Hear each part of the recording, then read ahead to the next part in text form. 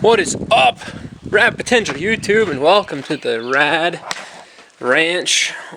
Doing cool, rad stuff, and yeah, and being rad. So, what are we getting into tonight? Well, you see, we've got this here issue where we've got a car that runs with fuel, and the fuel may or may not be dirty. And when you got dirt in your fuel, your floats don't like to stay shut. So, the car in question is the normal little 12A car we've been piddling with the last couple weeks, months, days. It's been here for a while, but we've kind of just now gotten around to start working on it. So, I'm going to show you what it's doing, and then for all you guys out there asking me how to work on a Nikki, well, I'm going to pop this carburetor off real quick. Take the top of the carburetor off, which I've never really done before on a Nikki, but I've watched Charles do it a bunch of times. And once we get the carburetor off, I'm going to show you what it's doing. So, first though, I'm going to try to oh, I left this window down in the rain. Sorry, Will. Car might be a little wet. Might want to roll that baby up. Okay, first shin, people. Tech tip. I don't know if you can see this, but if your window rattles back and forth like this, starts to go forward, in order to get it up, just put your hand right here and crank it up and hold the window back, and it'll go right up. And you won't have any issues. Basically, the little plastic piece that hold the glass will wear out, and then it won't like sit right. All right. It's a little damp. Back up, Chooch. Letty, get out. Move. Move. Move. Help me. Alright, so I don't have the throttle cable hooked up. But, man,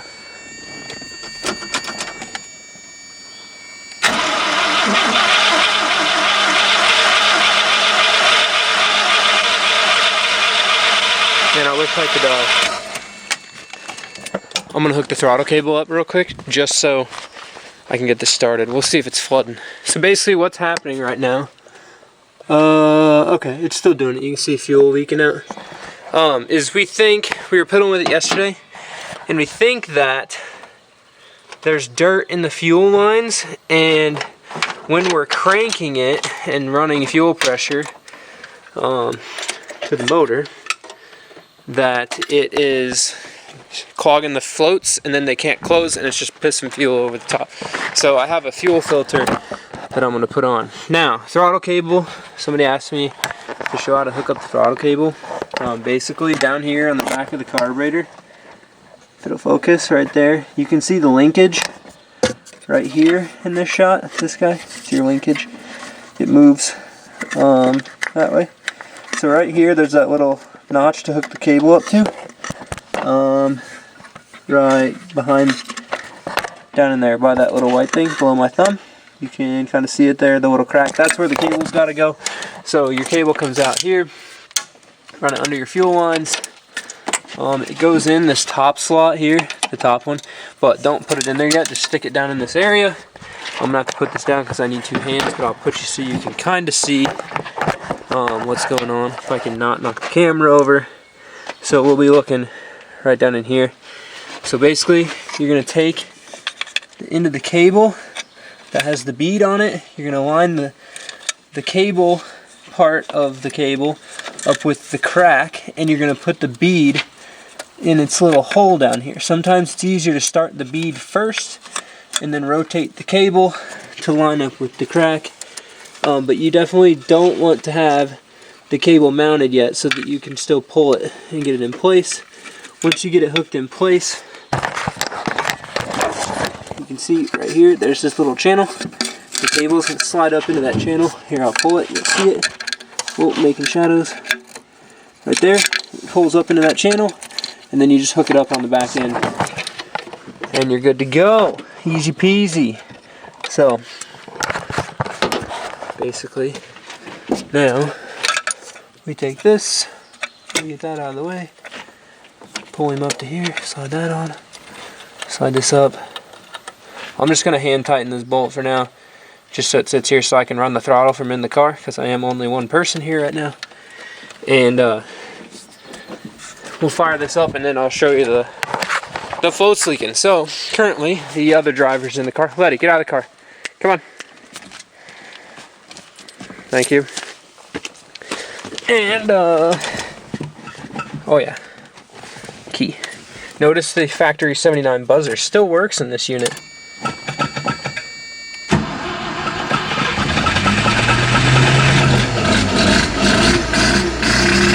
How about that? Now you hear it die.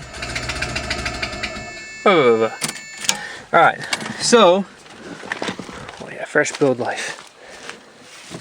I'll hop up here, I'm going to show you. Look at all the fuel that's just leaking out.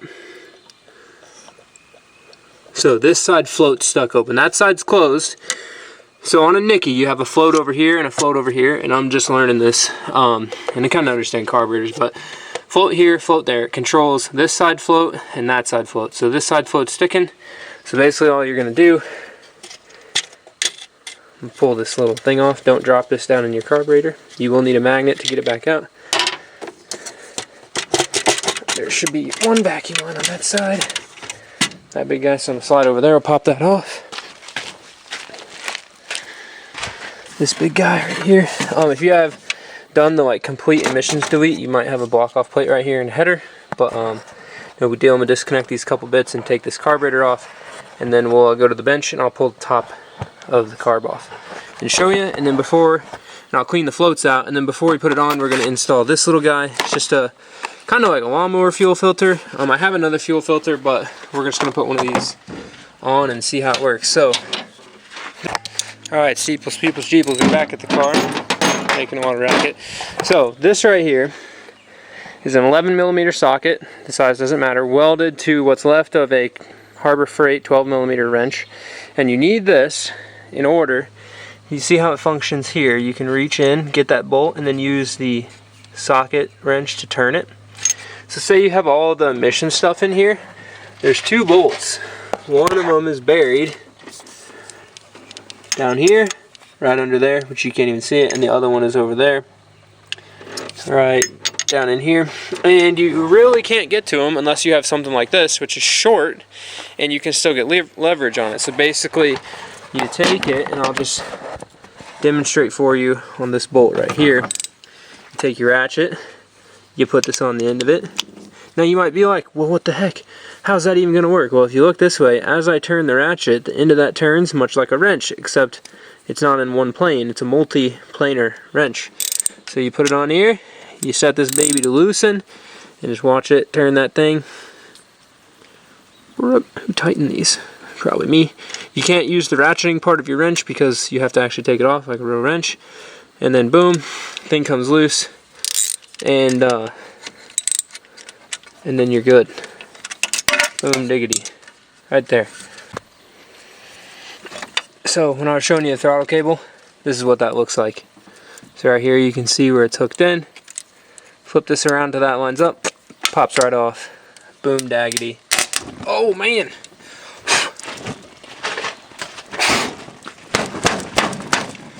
Ah!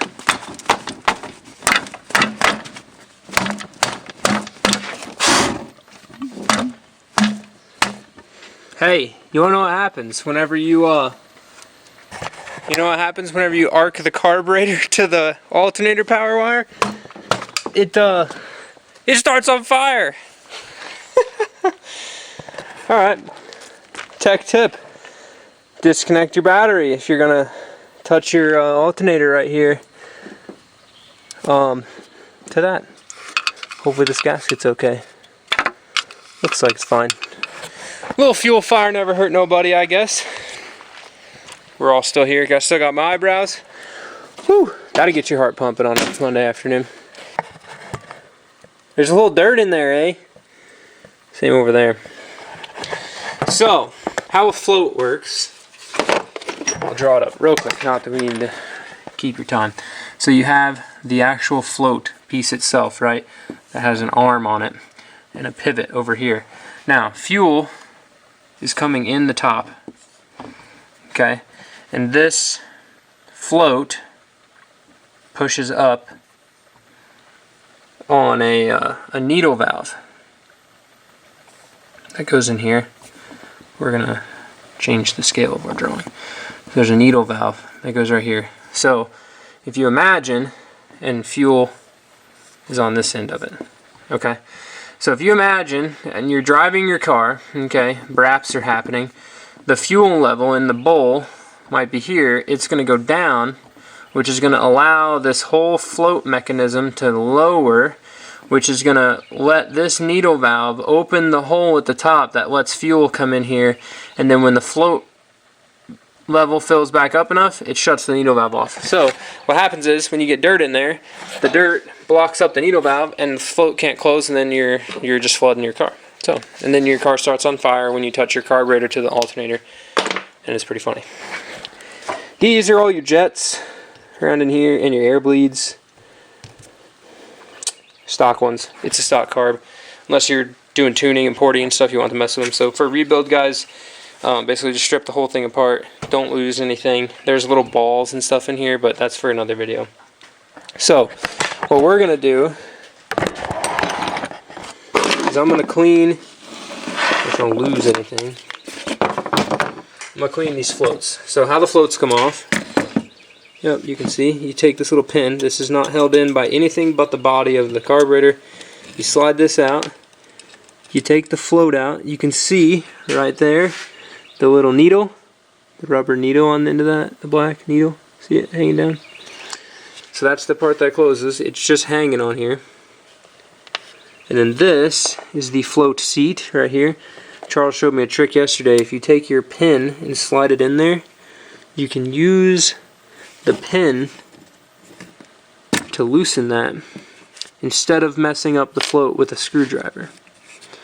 So this is the float seat. Basically it's what that needle goes down in. And this is actually the front one, so this shouldn't have been the dirty one, but we're gonna look down in there. A little bit of dirt and grime. I'm gonna blow this out over there. And then we'll put this side back together, then we'll move to that side. True testament to carb building. Didn't have any extra parts. Pretty stoked. So it's all back together. This right here is hooked up. Make sure you get that put back on so your secondaries work. This spring was kind of a pain. I had to like dig it out with a little spring puller. So, got to tighten down this center bolt, and then we're ready to go put this back in the car.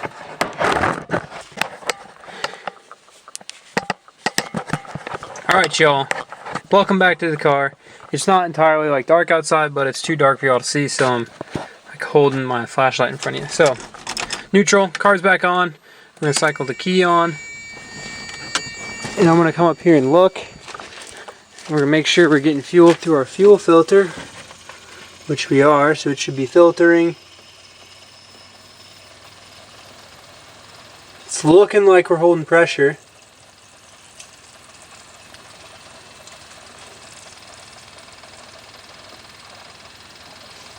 Heck yeah. Alright, so, oh that's bright. We're going to try to fire this baby up. See if she runs. Ideally it doesn't start on fire this time.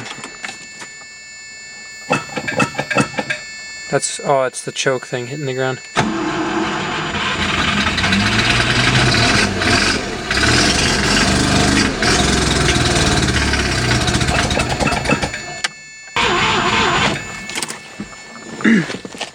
How much about it's leaking fuel again?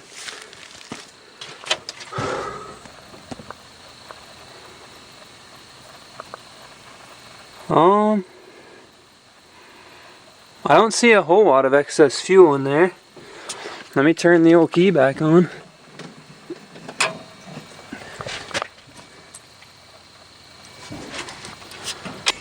My guess, based on what's happening there, is that because when I leave the key on for an extended period of time, right? So the bowls have a ton of time to fill up. Let's see. There's still fuel in the bowl. So the bowls have a ton of time to fill up, and then whenever I go to start it, you can see it fires right up, and then it like runs for a little bit, and then it dies. So my guess is that maybe the floats aren't opening quick enough. Maybe. I don't know. I don't really know. Let's see if it's actually pumping. If it's pumping fuel when you pull the throttle.